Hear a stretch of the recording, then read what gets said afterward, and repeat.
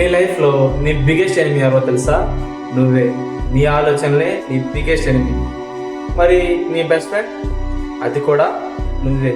నీ ఆలోచనలే నీ బెస్ట్ ఫ్రెండ్ కూడా. అనగనగా ఒకరోజు ఒక చిన్న పిల్లవాడు తన తాతని ఇలా అడిగాడు, తాతయ్య, మనిషి లోపల ఎప్పుడు యుద్ధం జరుగుతుందట, ఎందుకని అని అడిగాడు. అప్పుడు తాతయ్య, అవును బాబు, ప్రతి మనిషి లోపల 2 తోడేళ్ళు ఉంటాయి. ఒకటి చెడు తోడేలు, అది అసూయ, కోపం, అహంకారం, ఈర్ష, అబద్ధం, స్వార్థం, బాధ అన్నీ మోస్తుంది. మరొకటి మంచి తోడేలు, అది ప్రేమ, కరుణ, శాంతి, నిజాయితీ, దయ, ఆశ, సంతోషం అన్నీ మోస్తుంది. ఈ 2 తోడేళ్ళు ఎప్పుడు మనసులో ఒకదానితో ఒకటి పోరాడుతూనే ఉంటాయి అని చెప్పాడు. అప్పుడు పిల్లవాడు, తాతయ్య, అయితే చివరికి ఎవరు గెలుస్తారు అని అడిగాడు.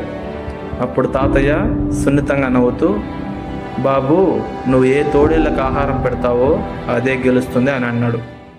నిజమే కదా, మంచి చెడు ఆలోచనలు అనేటివి మనలోనే ఉంటాయి. మనం వేటికి ఇంపార్టెన్స్ ఇస్తామో అలానే మనం ఉంటాం.